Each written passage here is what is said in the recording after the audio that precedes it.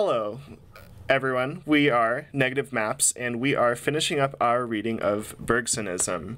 Today we have Cody, Jobee, and me, Maty. We're pretty excited to finish this up, hopefully. We'll see. We don't have that many pages left.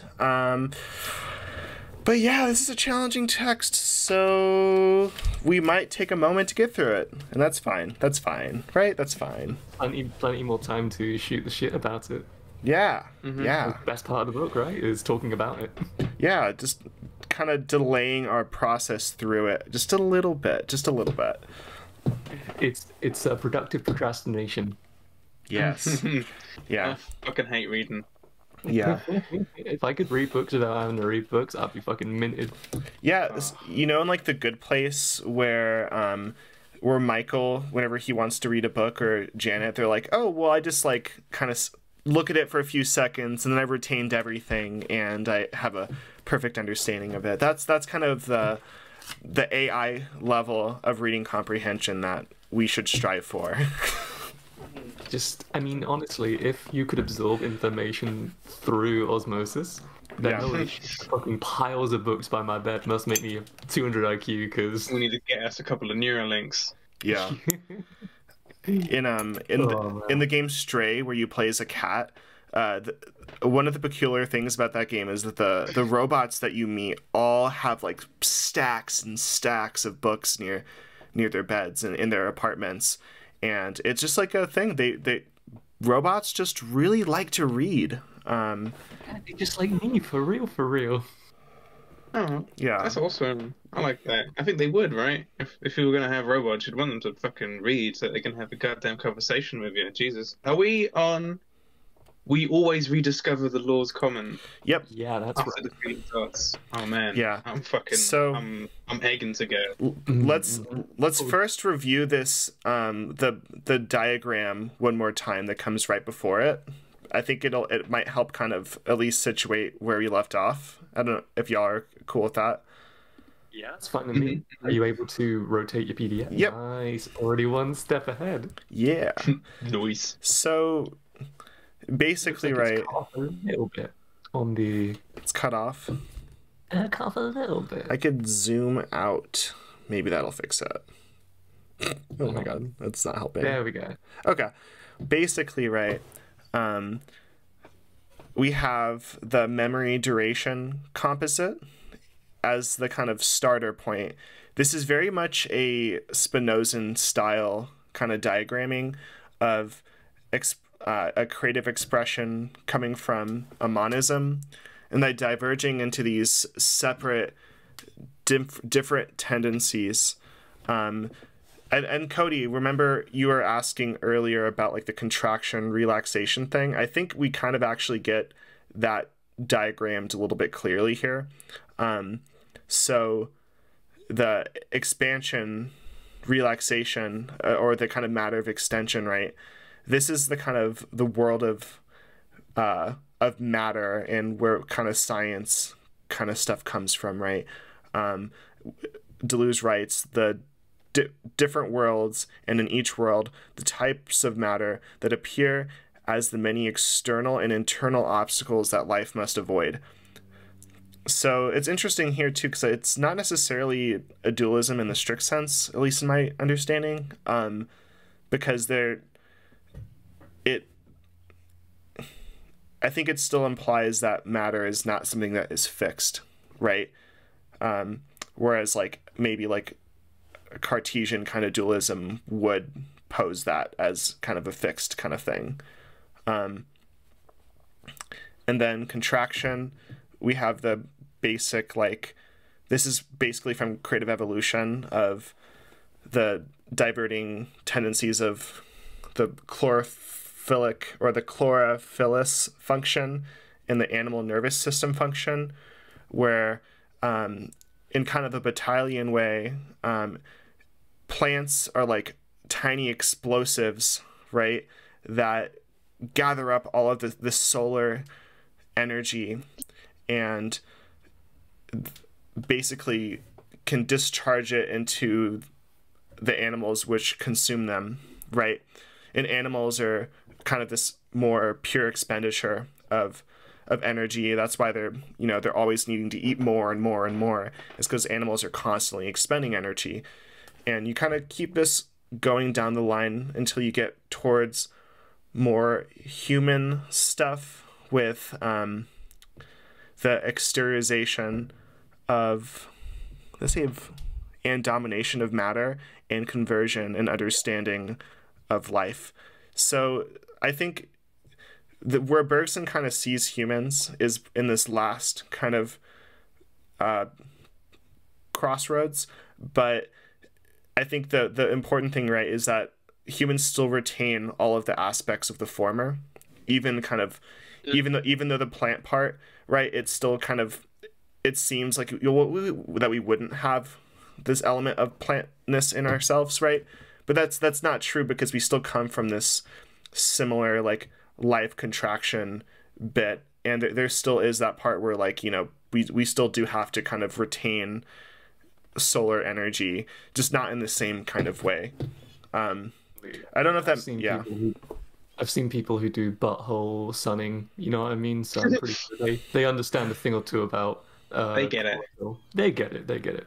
See, something I'm thinking about when I look at this, when I look at the initial split between matter, which is expansion or relaxation, if you'd rather, and life, which is contraction, is this reminds me of the god golem complex. You know about the golem in Jewish mythos being it's a creation myth which deals with both divinity and also with creation, the problems of creation, or the potential issues of creation. And in this, when you look at it conventionally, you see an opposition between God and the golem. And mankind sits in the middle, where viewed one way, you have the transcendent, the divine, on one end, and on the other end you have just raw inanimate matter. God and the golem are at either side of man. God creates man, and man creates golem. And here you could say that it could be, you could look at this in terms of I'm not going to embarrass myself and try and use the Deleuzian term of like series, but you could look at this as an analogy where man is an analogy of God, just as the golem is an analogy of man. Yeah. So they are all representing each other in this chain of being. There's a God, and through man, a golem. So here, the golem's story is like a hylomorphism. Like God before him, man shapes this formless matter into the body of a creature. But this is only one way of constructing the relationship. And I think that what we see is how we don't know how to... We really don't know where to place ourselves in terms of like life and matter, right? We tend to see ourselves as, well, of course we're alive, right? And of course the things we create, like all these machines and every, all these other things outside of humanity, they are either less alive or not alive at all. But all of what we try to do is to try and fit things between these two kind of extremes. And I think this is another graph that we're looking at here is just another way of posing these questions of like what's actually sitting between life, what's the difference between a formless atom and life, right? Where's the source between it all? Yeah, it's a common ancestry in that sense, right? Like, it's not that like life is something that is completely separate from matter. They have a common origin point in the but not the same teleology. And yeah, and Bergson says this a lot in Creative Evolution in particular. He says that like life doesn't have a telos, and nor does matter for that end either, but like you could say that there's a finality, and that's a little bit better, but finality isn't necessarily the same as a telos, right? It just to say that there's like a point where things stop doesn't mean that there's a goal, right? Like the heat death of the universe, right? Completely. We sort of see the intersection of these two planes. They kind of cross over into one another, and at this crossroads, we have the issues that we discuss. You know, all these problems of life that we discuss. And it's actually at this intersection where we find a lot of the interesting problems, where something seems surplus to the other thing, right? So to matter, life is like this extra thing, but to life, matter is the extra thing, right? And we could view this as some kind of Gordian knot that can never be untied. We can view it as some sort of mortal combat between like good and evil, for example. We could see these two things as two forces that are vying for eternal supremacy, like ontological supremacy. Yeah.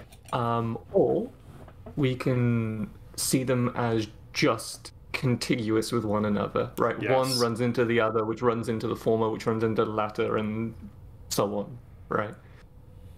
Yeah, and I think the latter, So I the don't latter think is the interpretation that I think Deleuze is trying to push us towards too, right? That like they're not oppositions in a strict sense. Like I think he even mentions that, or I know I'm pretty sure that Bergson even says himself that these are parallel tendencies that must be parallel.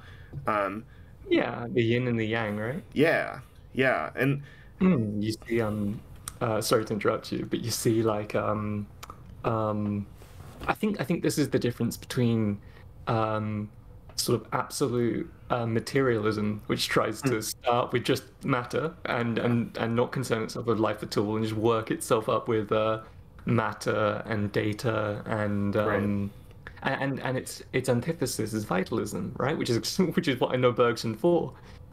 Which is, hey, why are we not looking at life here? Why are we not looking at, like, you know, the fucking je ne sais quoi about reality? Yeah, no, exactly, and he develops that supposed dualism into a scientific kind of monism, right? And like that's kind of the whole point of this graph. I think that it illustrates so well is that like,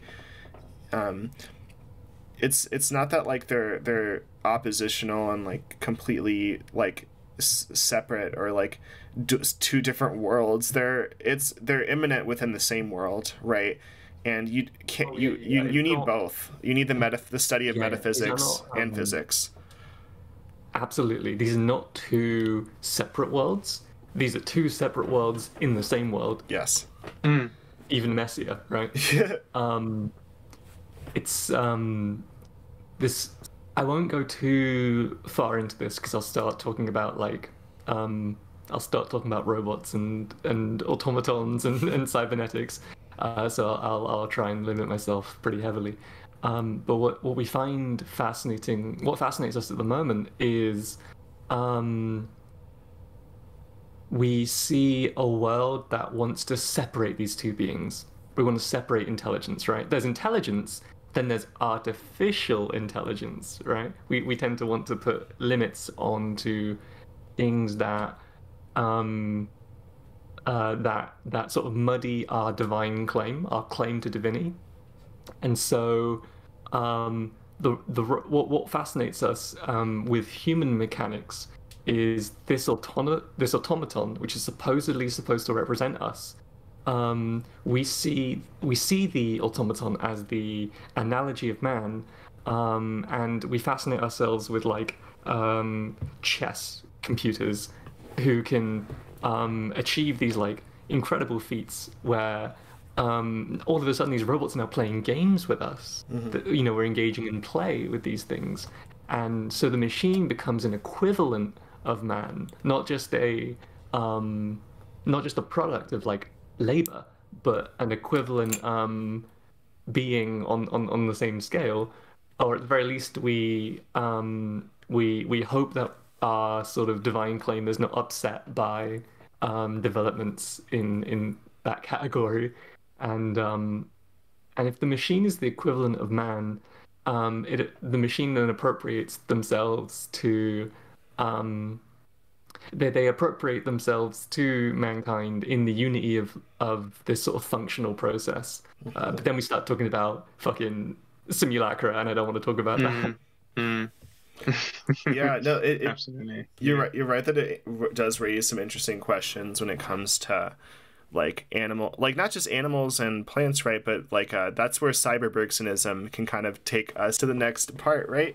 Non-organic. Cyber-Bergsonism would be the next step if we're looking at like maybe a post-human kind of analysis of Bergson. But I think I'm down to continue that conversation. But should we go for some reading of it? One more point just before you conclude, actually. Sure. I just thought about this. I think that this mixing of, again, we said two worlds within the same world, which obviously makes me think about like the Black Mirror, and the whole idea of like, oh, where is the internet? Well, is the internet like some transcendental realm? Nah, we fucking made it. But it's this additional production. It's this very real fold in the world, which it represents. It doesn't. We've not added a new dimension to the universe as such, but we've created something interior to our world.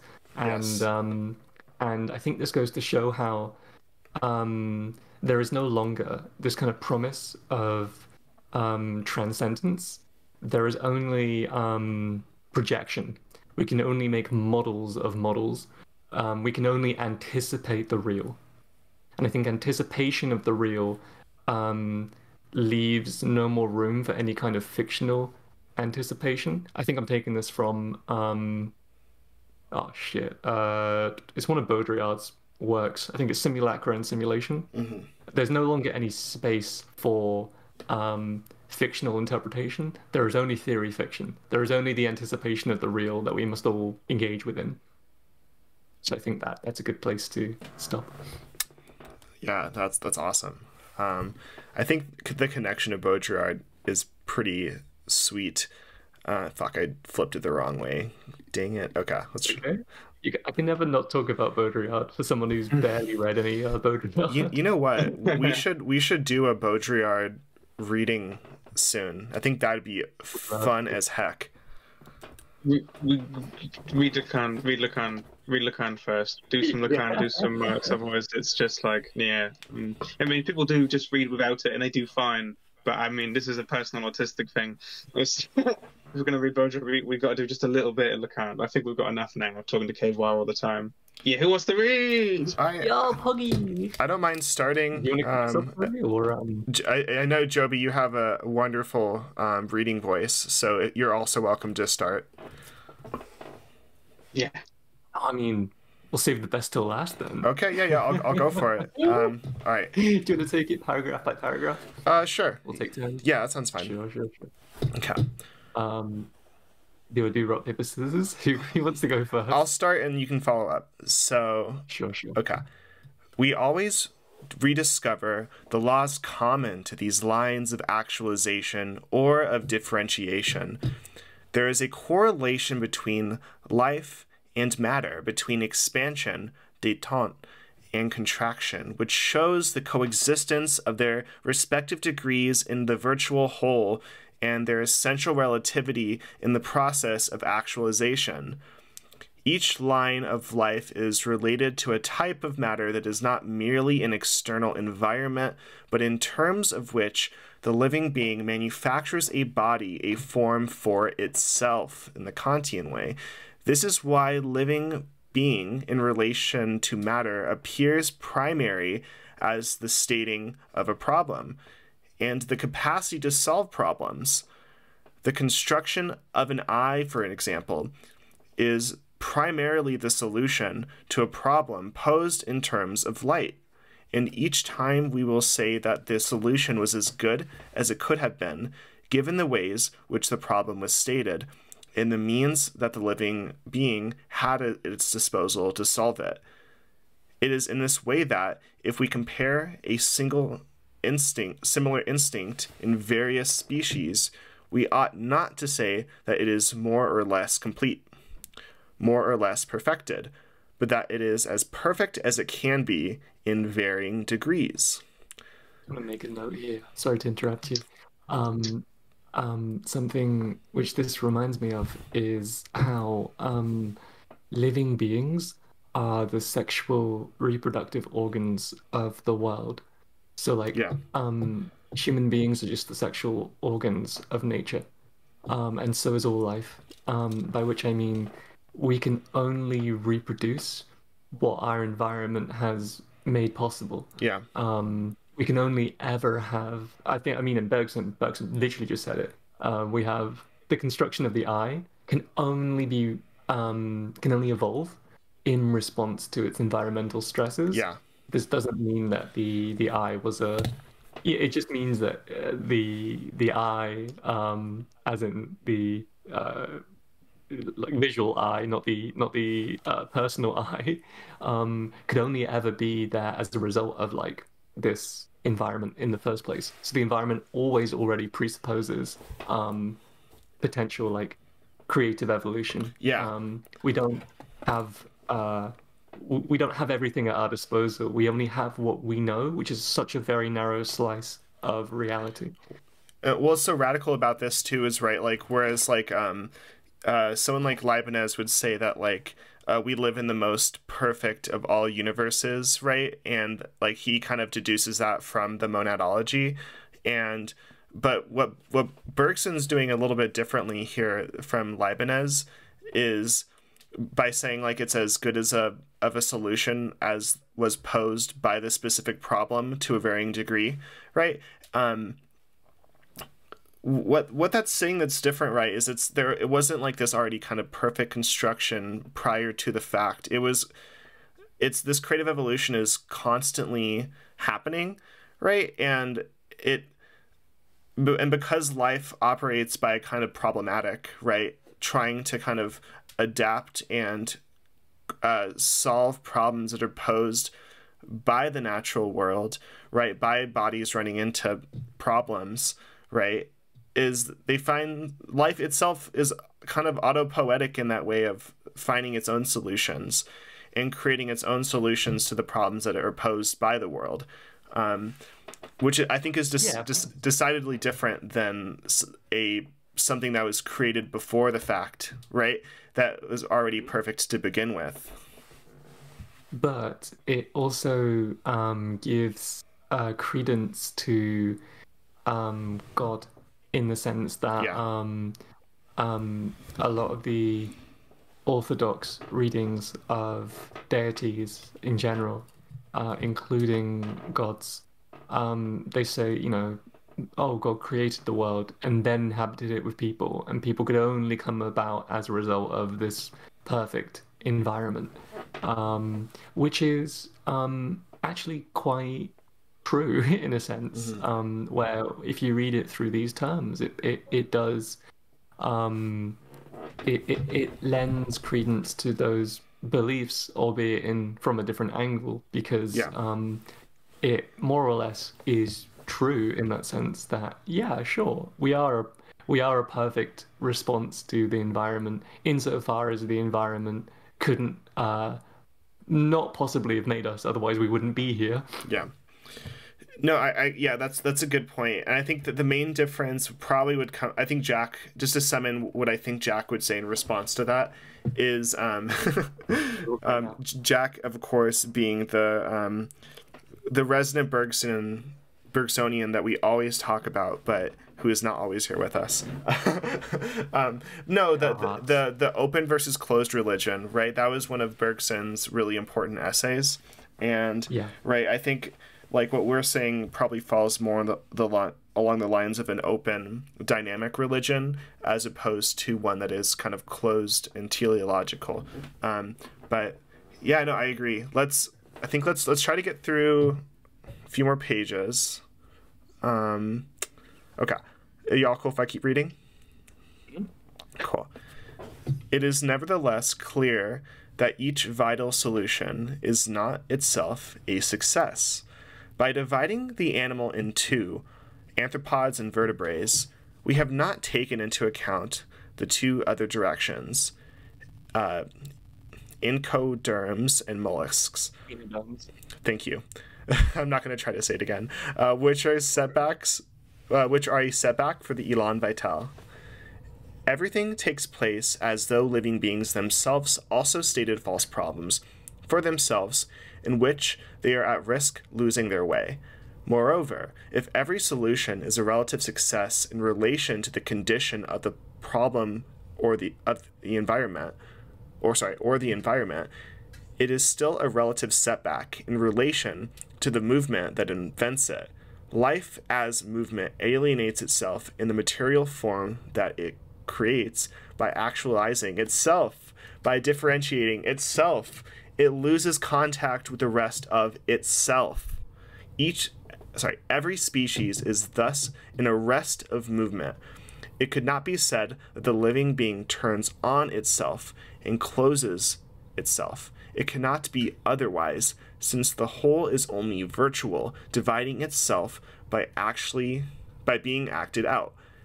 It cannot assemble its actual parts and remain external to each other. The whole is never given, quote unquote, and in the actual and irreducible pluralism reigns, as many worlds as living beings, all closed on themselves. This is why we're separate people, even though we're all people. Yeah. We're all closed systems in the sense that my body is, as far as I'm aware, separate from other bodies, and yet it's not separate in other ways that I cannot fathom. As Jack would say, we're all God and drag, to quote Baba Ramdas. Like we're all fingers on a hand, but we all belong to that hand, even though we are separate individual parts of it. Yeah. We are all God, all infinite being, and yet at the same time we're egos trapped with the ignorance that we're not God, but we are. We just forget that. And honestly, I take back what I said earlier. This is exactly what the Leibniz's monadology is saying too. Exactly. It just does it in the Spinozan way. It just does it in that lovely Spinozan way, where we have attribute dualism, which then coincides back into monism. It's not two separate substances, but two separate attributes of one substance. Beautiful. Let's get through it, because Bergson will say everything that we can even think about. Jobee, do you want to? Do you want to continue, Cody? Yeah, you could pick up, or Cody could pick up. I'm cool either way. Cody, do you want to go ahead, and I'll take the next part? What was the last? But we must in other oscillations. Sweet. Okay. But we must in another oscillation be delighted that the whole is not given. This is the constant theme of Bergsonism from the outset. The confusion of space and time, the assimilation of time into space, make us think that the whole is given, even if only in principle, even if only in the eyes of God.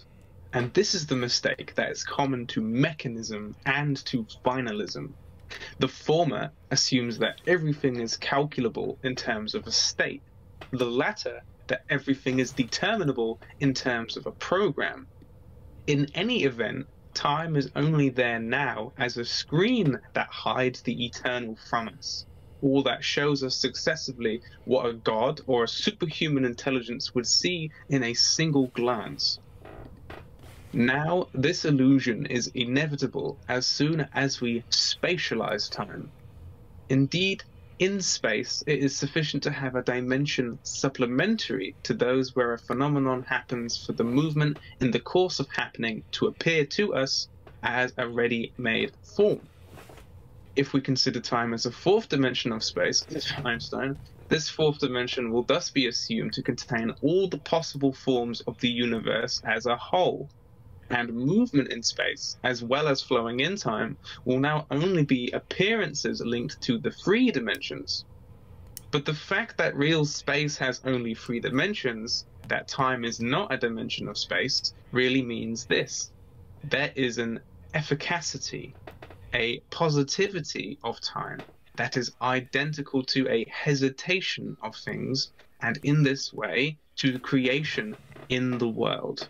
Really interesting. So this brings up, I think, the problematic of physics, which I think Bergson's talked about plenty of times before, which is in physics, you can calculate velocity and movement. I mean, we launch Teslas into space, we put man on the moon, we can send probes out wherever we'd like to, and we can calculate the age of celestial bodies by pulsar stars and by analyzing how many times they blink within moments, and using these calculations, we can we know that if we throw something up, it must come down.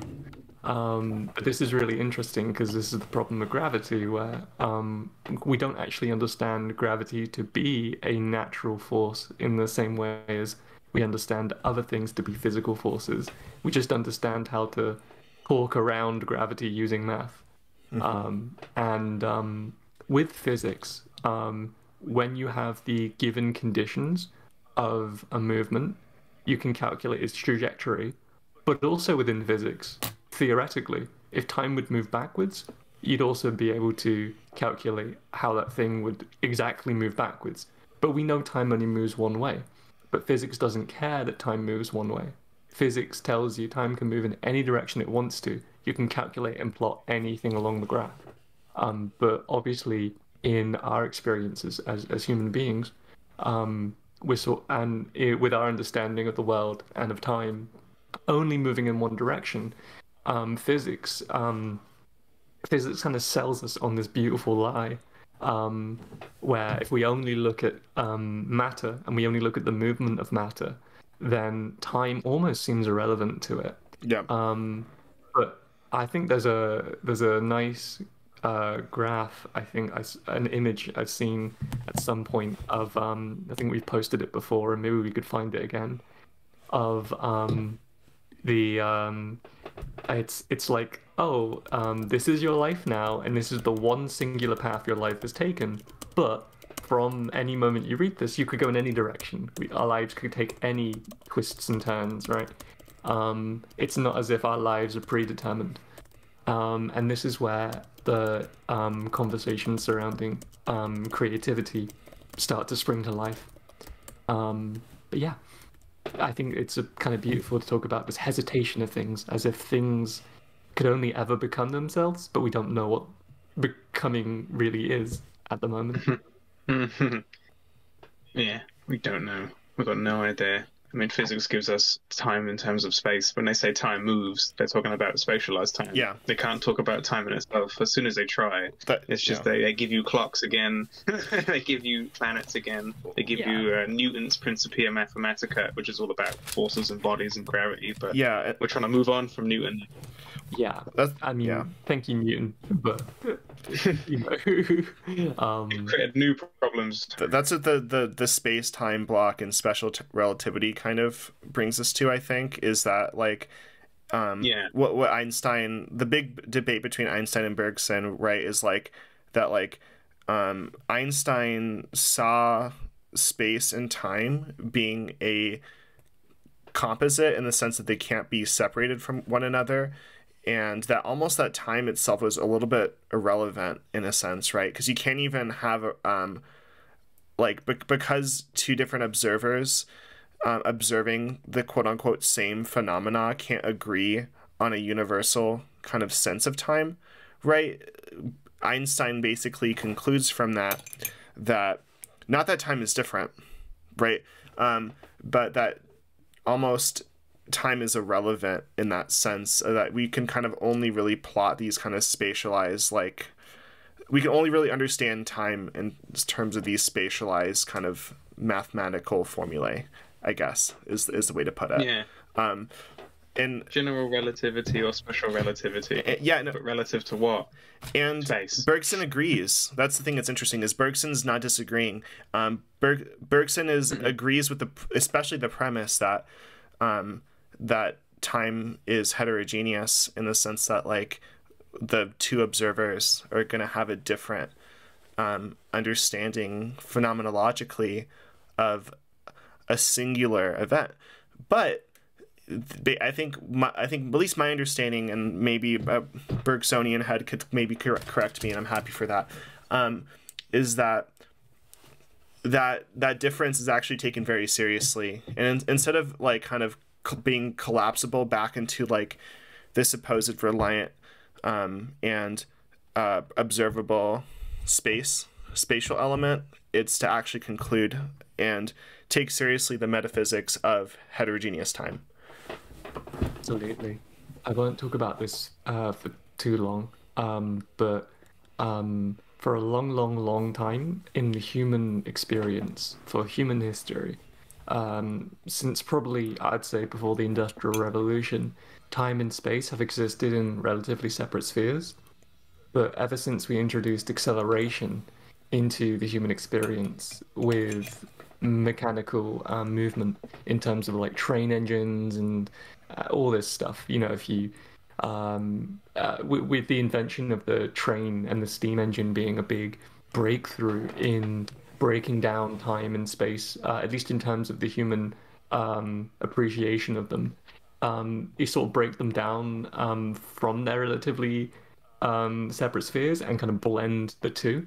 You know, if you can get somewhere twice as fast, you can get there in half the time.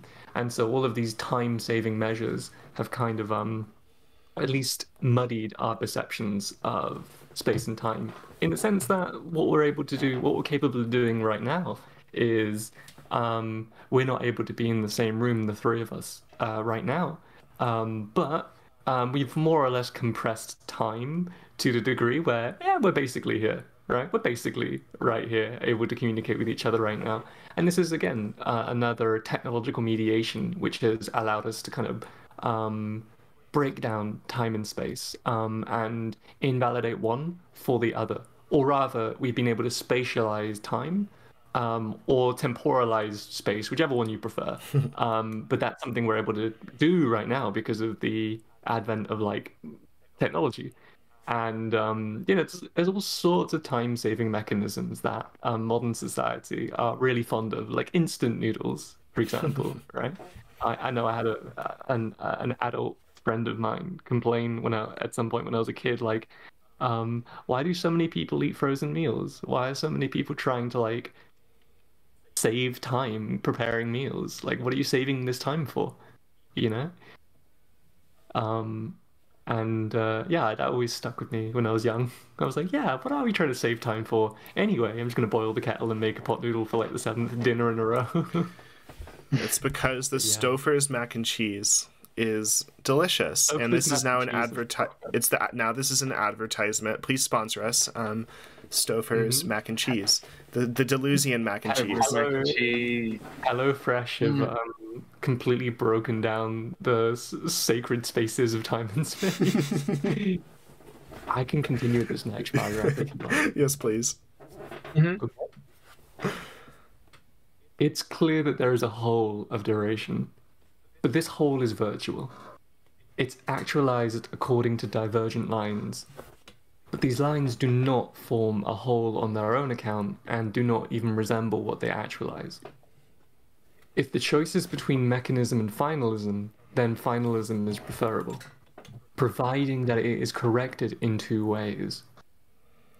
On the one hand, it's right to compare the living being to the whole of the universe, but it's wrong to interpret this comparison as if expressed as a kind of analogy between two closed totalities, macrocosm and microcosm.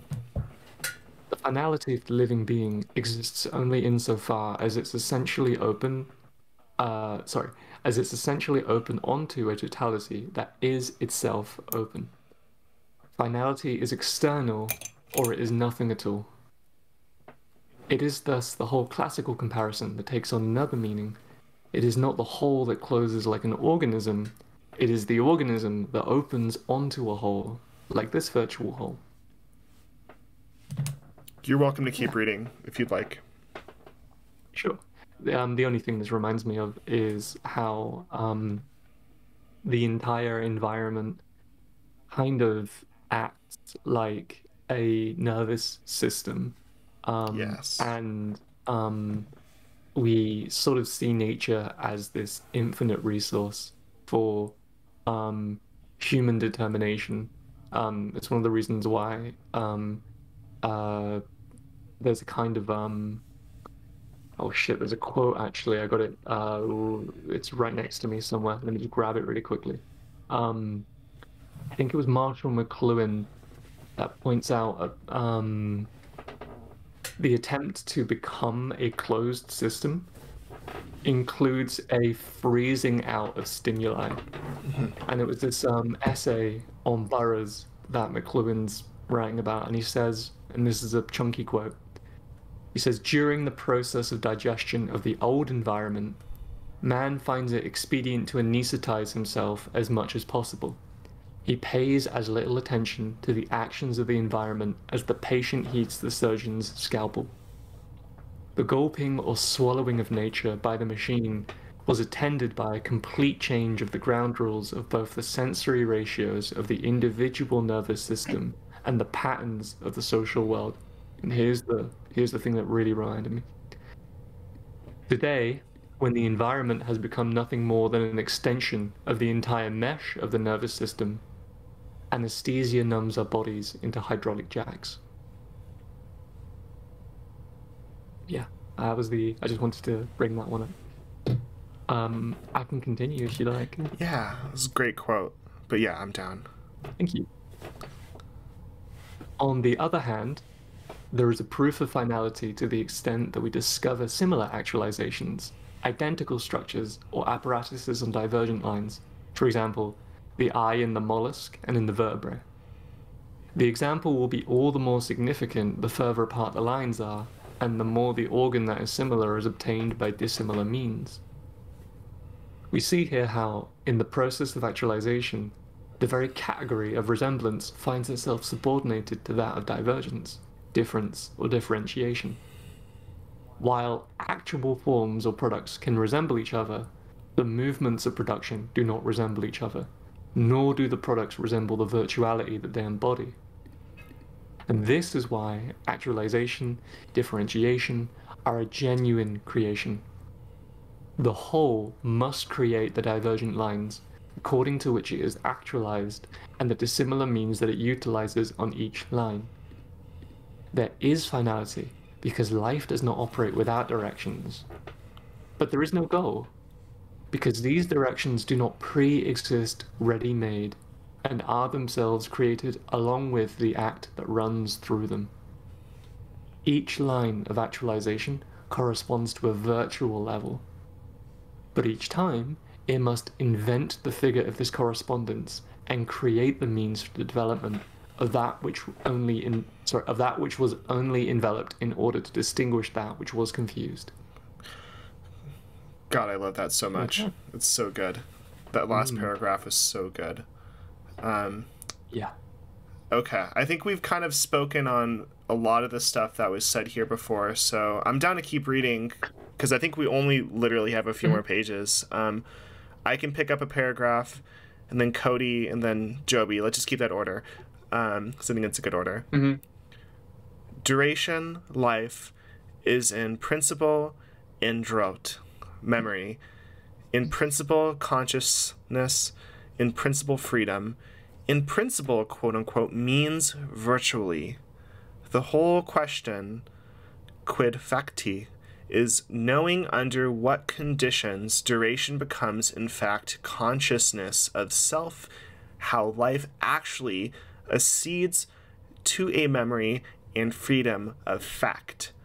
Bergson's answer is that it is only on the line of man that the elan vital successfully gets through. Man, in a sense, is the purpose of the entire process of evolution, but not a teleology.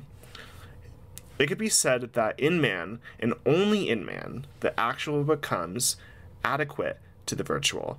It could be said that man is capable of rediscovering all the levels, all the degrees of expansion and contraction that coexist in the virtual whole. As if he were capable of all the frenzies and brought about in himself successively everything that ever elsewhere can only be embodied in different species. Even in his dreams, he rediscovers or prepares matter, and durations that are inferior or superior to him are still internal to him. Man therefore creates a differentiation that is valid for the whole, and he alone traces out an open direction that is able to express a whole that is itself open, whereas the other directions are closed and go round in circles, whereas a distinct plane of nature corresponds to each one. Man is capable of scrambling the planes, scrambling the codes, right? Of going beyond his own plane at his own condition in order finally to express naturing nature. Cody, do you want to read the next one? I'll take over. How does this privilege of man come about? The humanism here, right? At first sight, its origin is a humble one. Every contraction of duration, still being relative to an expansion des temps, and every life to a matter, the point of departure is in a certain state of cerebral matter. We recall that this letter analyzed the received excitation, selected the reaction, made possible an interval between excitation and reaction. Nothing here goes beyond the physicochemical properties of a particularly complicated type of matter. But as we have seen, it is the whole of memory that descends into this interval and that becomes actual. It is the whole of freedom that is actualized.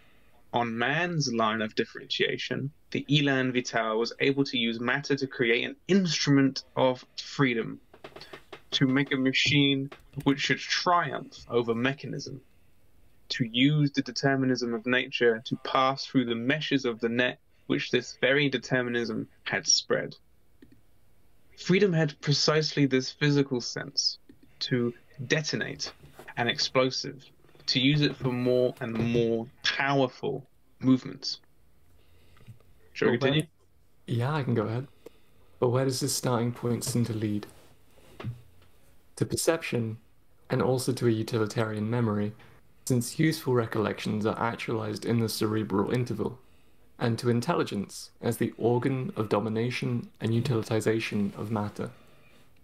We even understand that men form societies.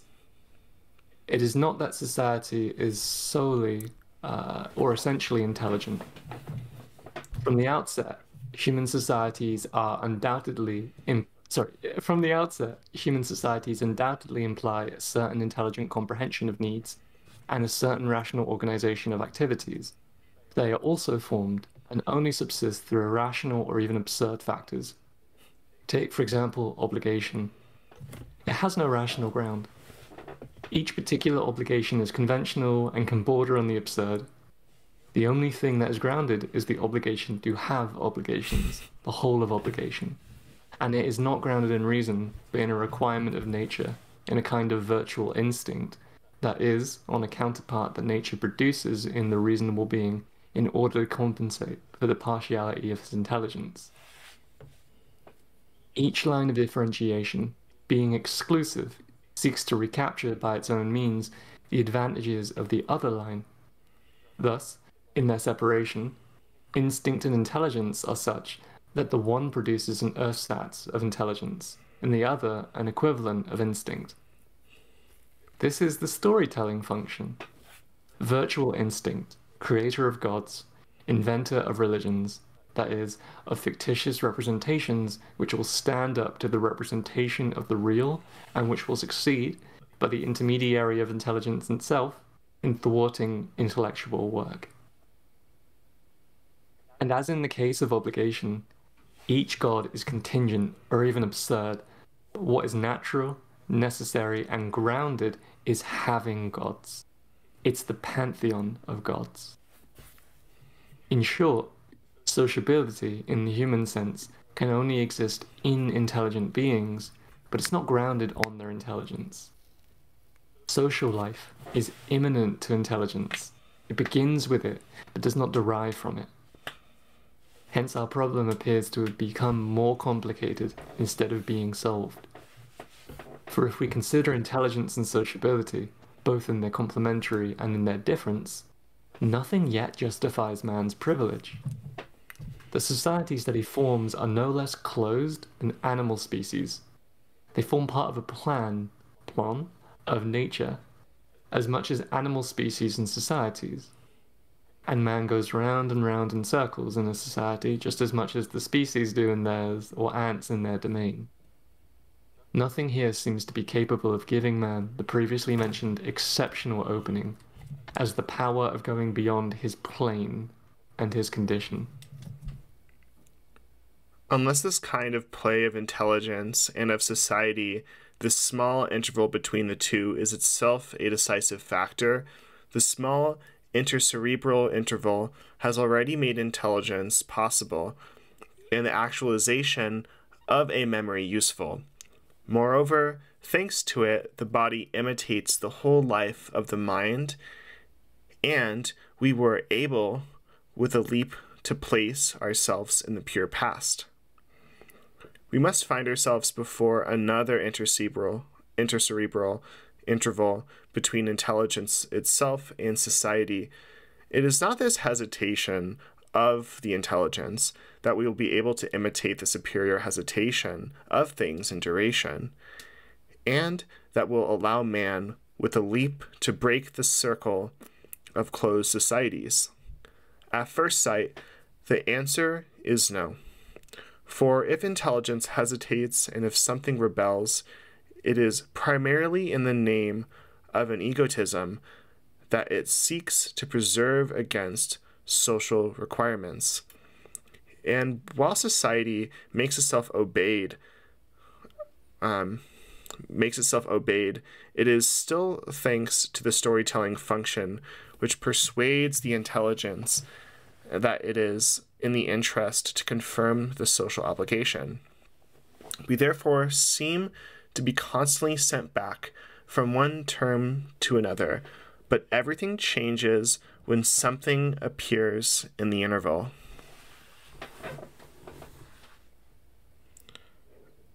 I could take the next one too, unless you want to take it, Cody.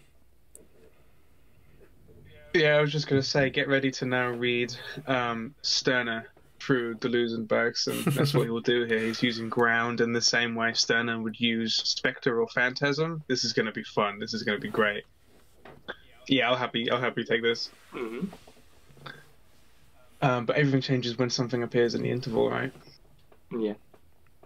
What is it that appears in the interval between intelligence and society? In the same way as the recollection image appeared in the cerebral interval appropriate to intelligence? We cannot reply. It is intuition. In fact, we must, on the contrary, carry out a genesis of intuition. That is, determine the way in which intelligence itself was converted or is converted into intuition. And if we recall, according to the laws of differentiation, that intelligence, in separating itself from instinct, nevertheless keeps an equivalent of instinct that would be like the nucleus of intuition. We are not saying anything of importance, for this equivalent of instinct finds itself completely mobilized in the closed society as such, through the storytelling function. Bergson's real answer is completely different. What appears in the interval is emotion. In this answer, we have no choice. Only emotion differs in nature from both intelligence and instinct, from both intelligent individual egoism and quasi-instinctive social pressure. Obviously, no one denies that egoism produces emotions, and even more so, social pressure, with all the fantasies of the storytelling function. But in both these cases, emotion is always connected to a representation on which it is supposed to depend. We are then placed in a composite of emotion and of representation, without noticing that it is potential in puissance. Good word, puissance. power, one way of translating it, the nature of emotion as pure element. I'll finish this bit. The latter, in fact, precedes all representation, itself generating new ideas. It does not have, strictly speaking, an object, but merely an essence that spreads itself over various objects, animals, plants, and the whole of nature. Imagine a piece of music which expresses love. It is not love for a particular person. I'll finish with that little bit on the next page where the full stop is, where that little indent is. The quality of love will depend upon its essence and not upon its object. Although personal, it is not individual, transcendent. It is like the God in us. When music cries, it is humanity. It is the whole of nature which cries with it.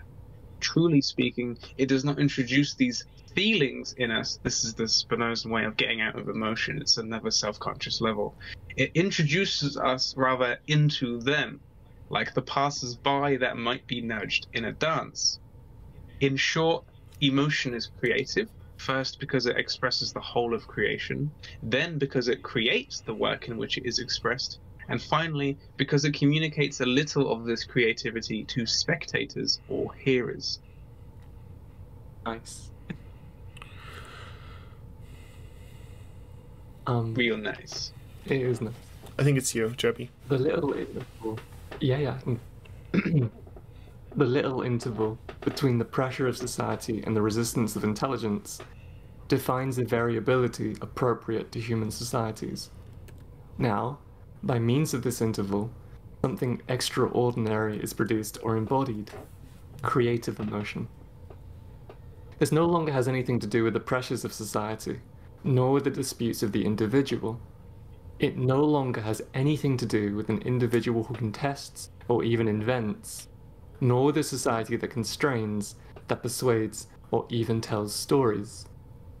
It has only made use of their circular play in order to break the circle, just as memory uses the circular play of excitation and reaction to embody recollections in images.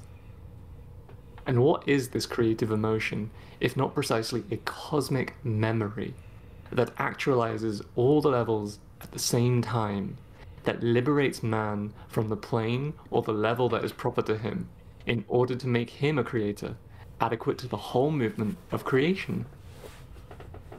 This liberation, this embodiment of cosmic memory in creative emotions, undoubtedly only takes place in privileged souls.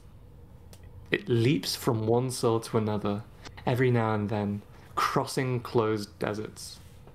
But to each member of a closed society, if he opens himself to it, it communicates a kind of reminiscence, an excitement that allows him to follow. And from soul to soul, it traces the design of an open society, a society of creators, where we pass from one genius to another through the intermediary of disciples, or spectators, or hearers. Very much, I'm getting the vibe of, you know, when you sometimes I think I might have said this before, but sometimes I get a little when I listen to too much music or watch too many movies or something, I'm like, oh man, is this really productive work? Am I just consuming and not producing anything? But then I go ahead and watch another movie anyway, and I'm still completely floored by all of the feelings in it like rouses in me. Yeah. You know, all the emotions that it brings up in me, because I think we all kind of are guilty of believing that the depths of our own egos and the depths of our own souls are the only true depths that we'll ever know.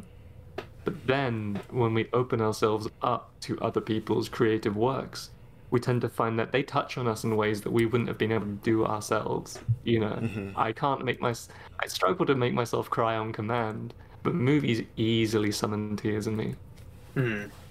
Yeah. That's a real. Oh, Yeah, yeah. this is such a good paragraph. Okay, I'm gonna follow up because we have basically two more paragraphs left. Basically, Hmm. it is the genesis of intuition in intelligence. If man accedes to the open creative totality, it is therefore by acting, by creating rather than contemplating. In philosophy itself, there is still too much alleged contemplation.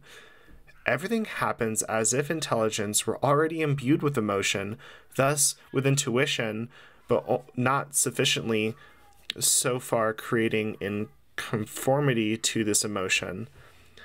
Thus, the great souls, to a greater extent than philosophers, there are those of artists and mystics, at least those of a Christian mysticism that Bergson describes as being completely superabundant activity, action, creation. My cat is going crazy. It's really funny. Okay, I'll go feed him in a sec. At the limit, it is the mystic who plays with the whole of creation, who invents an expression of it, whose adequacy increases with its dynamism. Servant of an open and finite God, such as are the characteristics of the Elan Vital, the mystical soul actively plays the whole of the universe and reproduces the opening of a whole in which there is nothing to see or to contemplate.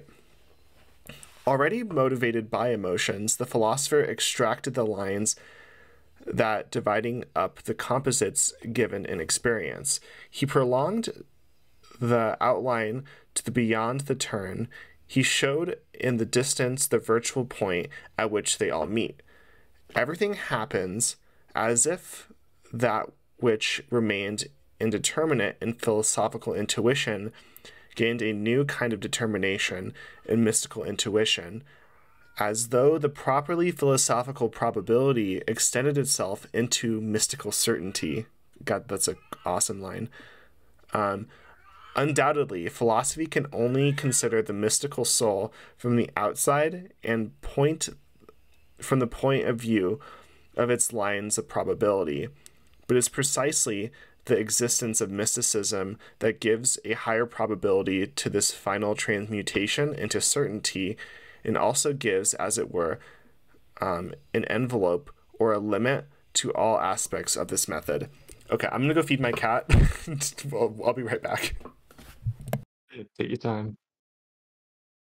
I guess just the comment on that paragraph. There's a particular tense in which the Bible it sometimes uses. I think it's called the prophetic perfect tense, in which a a prediction is made about the future, and then in the future the prediction is fulfilled, but the entire time when written in these religious texts, the predicted future event is described as if it was always already a past event. So the all of these predictions about the future are referred to in the past tense as if they already happened because they are so certain that they will happen. So like the second coming, for example, is spoken about as if it's a given that that Jesus will return and and that these events will happen because of this mystic certainty. It will happen so certainly to the point that it's already happened, or at least considered already happened. Kind of language like Land gives us a meltdown, right? With like analysis comes from the future. Nothing Perfect human sense makes it was out in the already doing it. 21st century, Exactly. But Yeah. mysticism had already gotten there several, before Land got here. Too late to the scene, too late to the party. Yeah, I totally agree with that.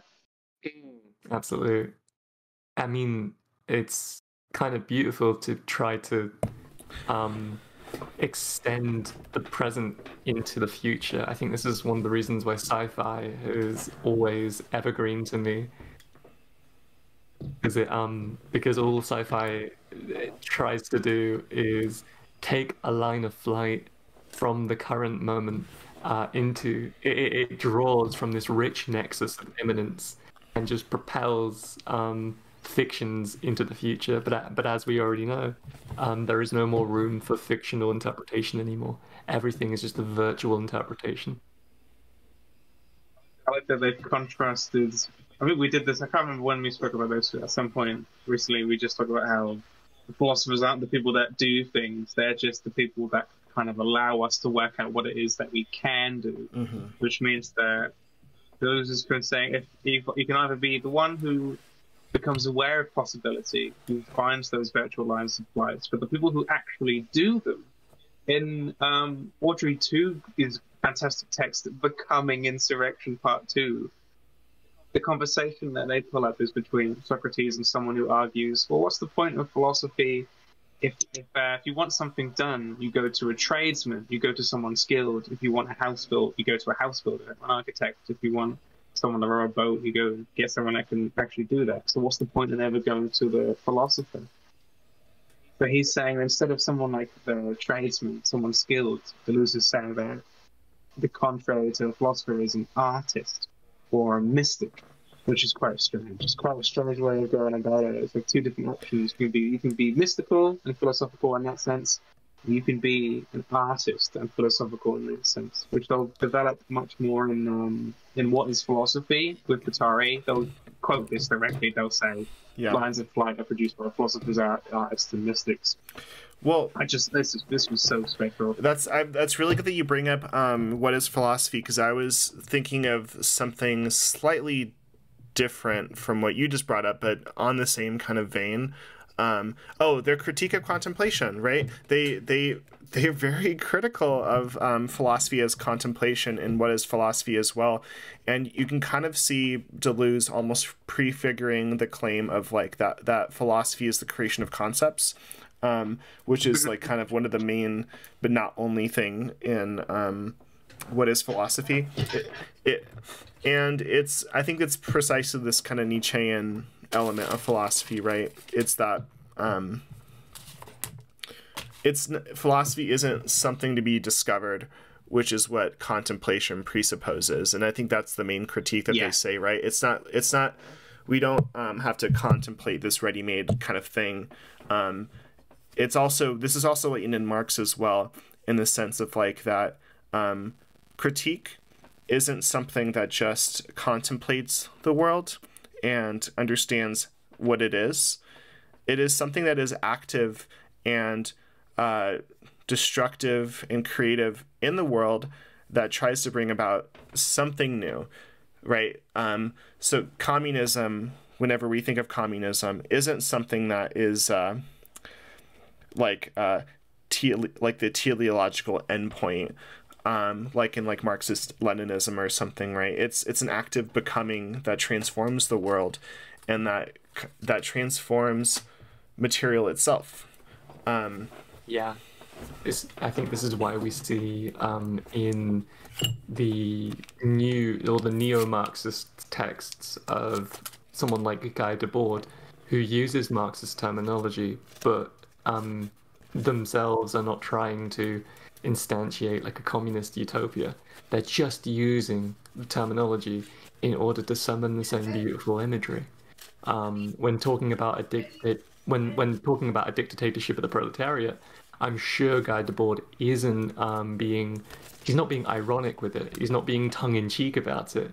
But I'm sure he also doesn't mean it in the same sense. He doesn't try to summon the imagery of like, oh no, we the people will go and storm our governments and, instantiate a people's government. No, it's the very real thing that happens when people take back common ground. It's a dictatorship of the proletariat when you form a community, essentially, right? A lot of neo-Marxists sort of understand this. The communism's a process; it's a movement, not a endpoint. It's not a goal. Yep. And a slightly different point as well. I think there's a funny phenomenon that happens when philosophers die. I think it might have been Deleuze who said this about Spinoza in A Practical Philosophy. But when a philosopher dies, we say that their philosophy has been fully realized because, well, they fucking passed away, right? So they lived their life to the fullest. They lived their life sort of espousing all these things, and now they've kicked the bucket, but now we still refer to their philosophy as if they were here next to us. It's active. And it's active, yeah. It's Kant may be dead, but the project of German idealism lives on in the world. Only you can perfect the. It's Socrates' final gesture, the first so-called ever true philosophical act, is his acceptance of death by Hamlet, which he didn't have to. He was given opportunity to escape. He was given opportunity to. So hilarious. My favorite thing about it is that there were more people that wanted him to die to give him the death penalty in court, and there were people who actually thought he was guilty, which means that even the people who thought Socrates was innocent during his trial still wanted him to die. Which means he was just that annoying that even people who thought he wasn't guilty of anything he should still die just anyway. That's so good. Should we finish this last bit? Yeah, we should. I got one final throwaway comment. Yeah. And then if you want to finish this, Cody, by all means. But I saw something on Instagram, which is this shit meme where it was like, "Oh, would you rather eat wild elk with Joe Rogan, or fucking raw meat with Jordan Peterson?" And one of the comments was like, "Oh, I'd rather take drinks with Socrates." And I was like, "Ooh, be careful there." I don't think you want what he was drinking. I'll have what he's having. I'll have what he's having. Hammock. By all means, if you want to go ahead. Yeah, absolutely. Oh man, Bergson. I'm sad to finish it, but you're right. This is how we fully actualize it. There's even an afterword, for fuck's sake. The afterword's good. We should read it. It's really good. Yeah, we should read it. At the outset, we asked, what is the relationship between the three fundamental concepts of duration, memory, and the élan vital? What progress do they indicate in Bergson's philosophy? It seems to us that duration essentially defines a virtual multiplicity, what differs in nature. Memory, then, appears as the coexistence of all the degrees of difference in this multiplicity, in this virtuality. The élan vital, finally, designates the actualization of this virtual according to the lines of differentiation that correspond to the degrees up to this precise line of man where the élan vital gains self-consciousness. Wonderful. I say we should read the afterword really quick too. It's not very long and it's pretty awesome. Let's go. Do you want to start it? Yeah. We'll go in the same order as before. Yeah. So this is the afterword of Return to Bergson. A return to Bergson does not only mean a renewed admiration for the great philosopher, but a renewal or an extension of his project today. In relation to the transformation of life and society in parallel with the transformation of science, Bergson himself considered that he had made metaphysics a rigorous discipline, one capable of being continued along new paths which constantly appear in the world. It seems to us that the return to Bergson, understood in this way, rests on three main features. And Cody will start on the first main, Cody will start on the intuition, and then we'll go to the next part. Actually, did you want to go ahead of intuition? Cody can read the second one, and then I can finish us off. Sure. Intuition. Bergson saw intuition not as an appeal to the affable, a participation in the feeling, or a lived identification, but as a true method. This method sets out, firstly, to determine the conditions of problems, that is to say, to expose false problems or wrongly posed questions, and to discover the variables under which a given problem must be stated as such. The means used by intuition are, on the other hand, a cutting up or division of reality in a given domain according to lines of different natures, and, on the other hand, an intersection of lines which are taken from various domains which converge. It is this complex, linear operation consisting in cutting up according to articulations and in intersecting according to convergences, which lead to the proper posing of problems or of a problem in such a way that the solution itself depends on it.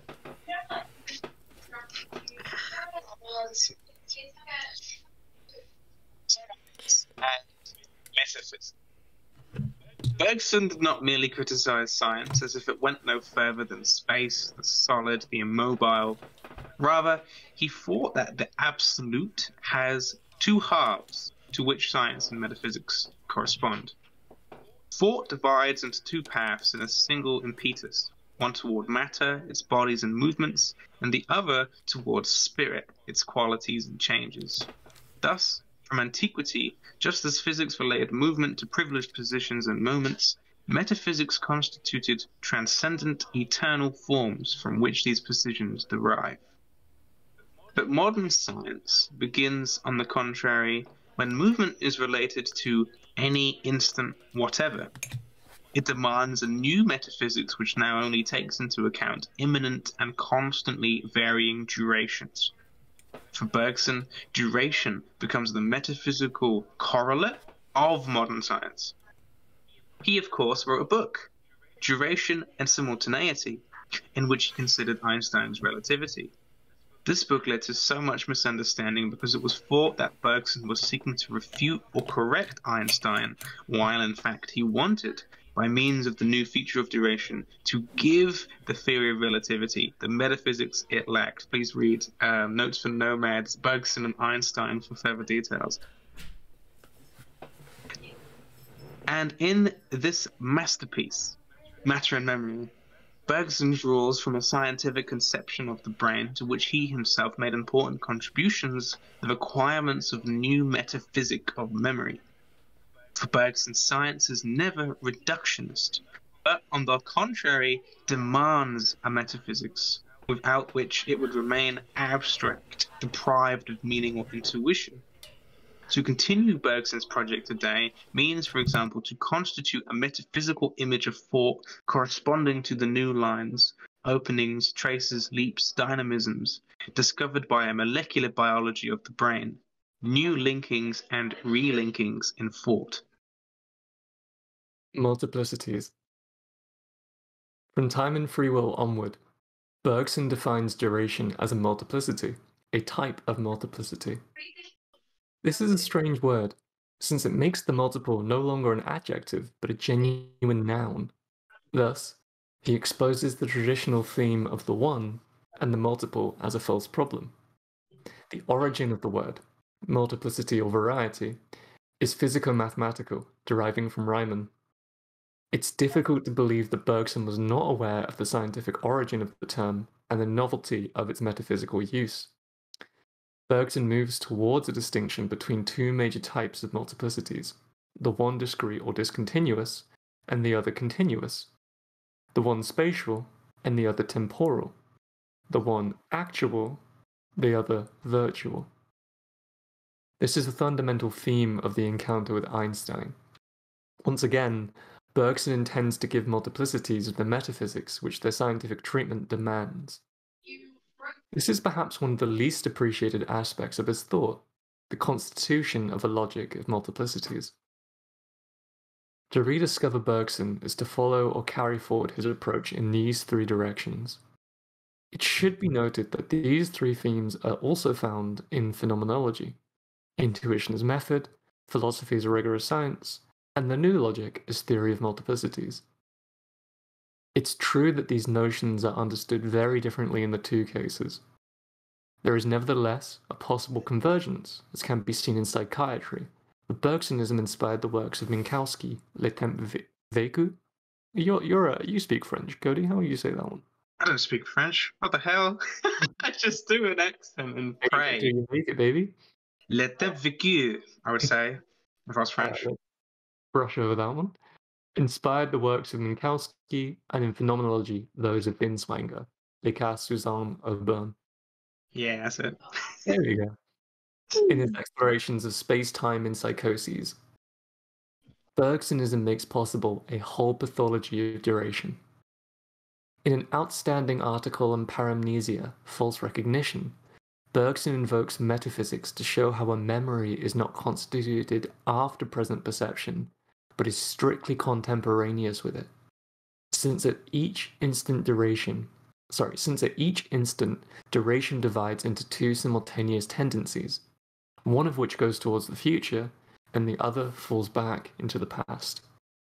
He also invokes psychology in order to then show how a failure of adaptation can make memory invest the present as such. Scientific hypotheses and metaphysical theses are constantly combined in Bergson in the reconstitution of complete experience. That's quite a nice little afterthought. Yeah. It's a good closing part of it, I think. It's quite beautiful. Now let's read the individual notes. No, CM. Geography kind of fun.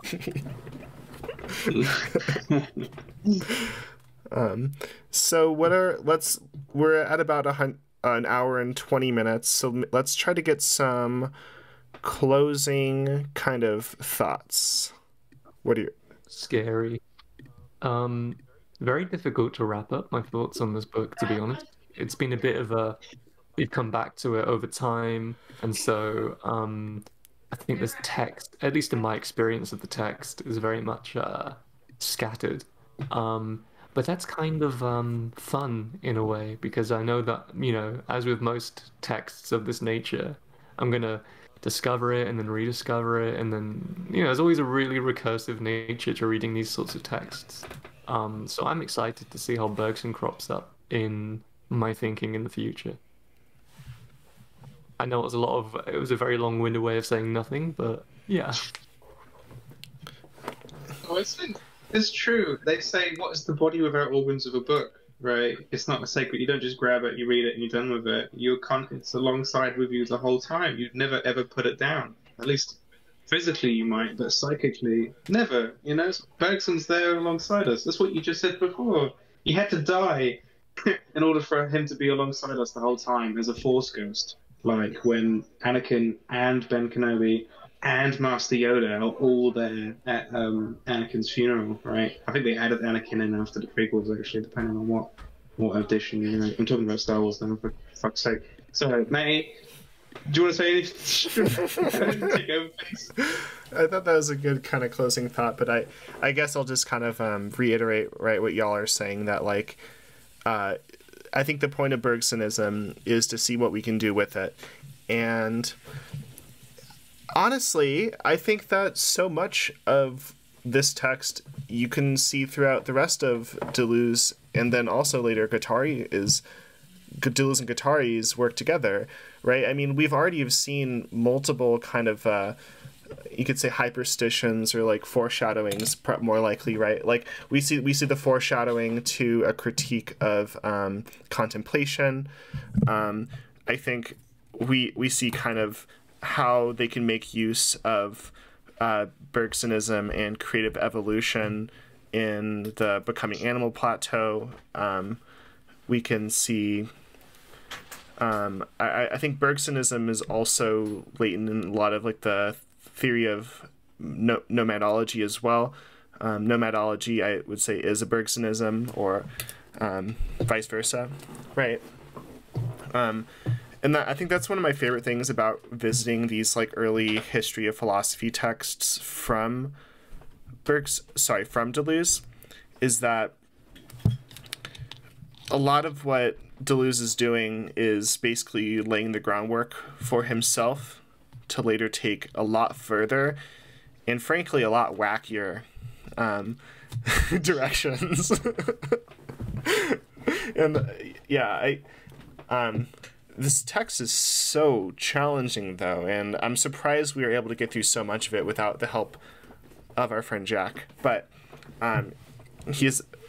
that's why his notes are really helpful on this text in particular. It's really fun reading this one. Yeah, I tend to not do any reading beforehand, so it's all new to me when I first read the text. So Yeah. I might appear to be an idiot as we go through it. No. But that's kind of half the fun, right? Is experiencing it for the first time and seeing what immediately comes to mind, rather than having these prepared notes. I don't want to do homework for these fucking readings. No But need. there was I don't know if this will be a final thought or not. I mean, as you said, it'll probably no thought is final. But there's there was a talk I read. If it, I believe it was given in 1922, so literally 100 years ago, by a scientist called John Burden Sanderson Haldane. And forgive me if I've shared this one before, but he was fascinating. The talk was called Science and the Future, or The Atlas and the Future. And he gave this talk at Cambridge University in England. And JBS Haldane was a goated scientist. He had his fingers in many pies. He worked in evolution. He was a neo-Darwinist, so he worked in like evolutionary biology, genetics, chemistry. He was really what's the word I'm looking for? Prolific, maybe? Yeah, when someone's involved in many fields, they're very interdisciplinary. Whatever, whatever the fucking word is, it's okay. I'm not gonna But he spoke about how basically Kant's metaphysics laid the groundwork for modern science. So it's the Ding an sich, the threefold manifold. That sort of laid the groundwork for Einstein's work. And as we moved away from classical mechanics and Newtonian physics, we moved into this new era of like Kantian metaphysics and Einsteinian like relativity, Einsteinian materialism. But what Haldane was concerned about was what is the future direction of science, and Haldane believed it would probably look something closer to Bergsonian activism. That was his genuine thoughts about 100 years ago. He sort of thinks that the face of science changes every 200 years or so, and we probably see this shift away from raw materialism to something much closer to psychic activism. And the problems of his generation would possibly be looked at in an almost infantilizing manner, as they themselves looked at their problems of the past with a somewhat sort of gay, like a empathetic eye. You know what I mean? That's a good point. And yeah, he was just very excited to see. Well, excited and also not hesitant, but not apprehensive, but really careful in how science was regarded in his time and how science would therefore be regarded in the future. And so I think, honestly, Bergson has a lot still to tell us about where we're all going. Wonderful. Yeah, I know that's a really good point, and I mean, for one, that makes me think that's exactly what Nietzsche was concerned about, right? Is like, where is science taking us? Like, is this conception that we have currently of science the kind that we think is the end point, right? Or is there going to be a new kind of science that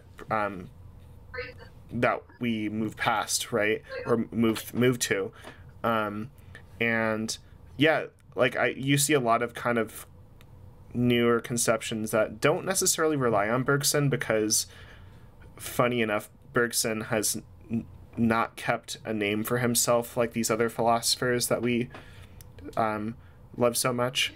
But like new materialism, for example, or organicism are kind of some very complementary paths to Bergsonism, I think. Or at the very least, that can kind of retains this kind of similar Bergsonian approach. Yeah. Sorry, I hope that I think that connects to what you're saying. But yeah. It does. Yeah.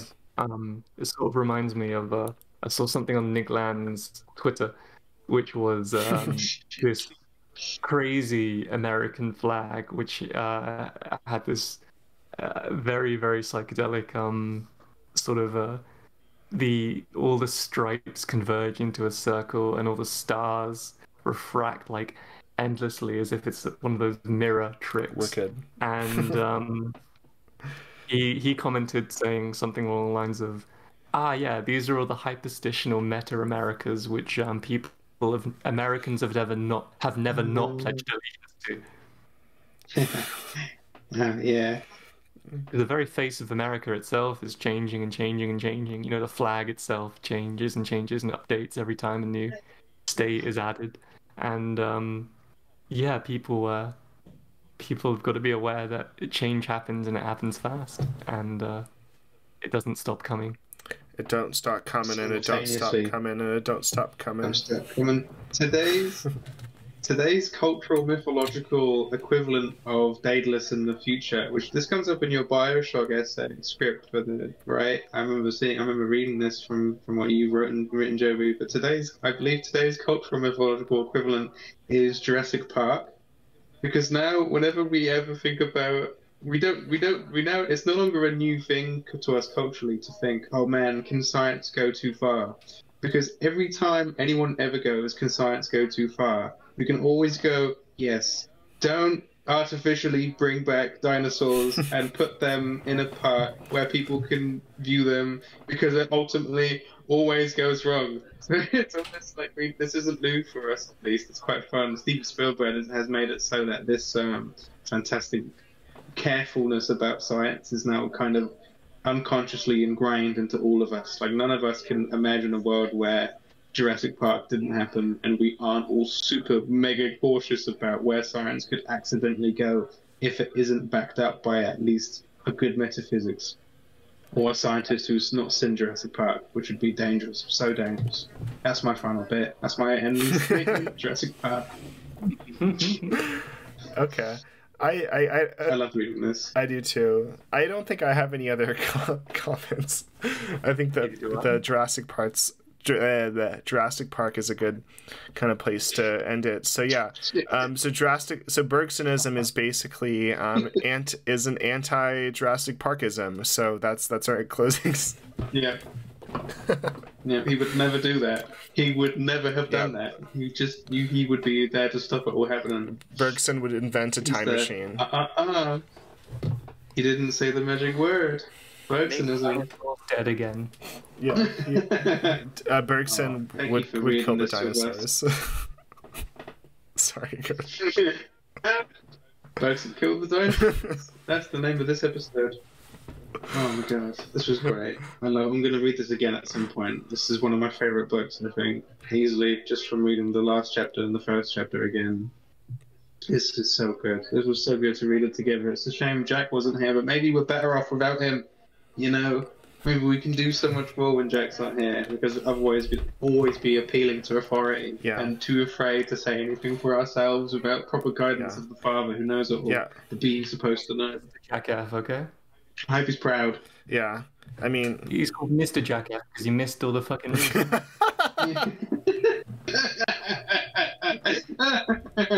Oh my god, what a great...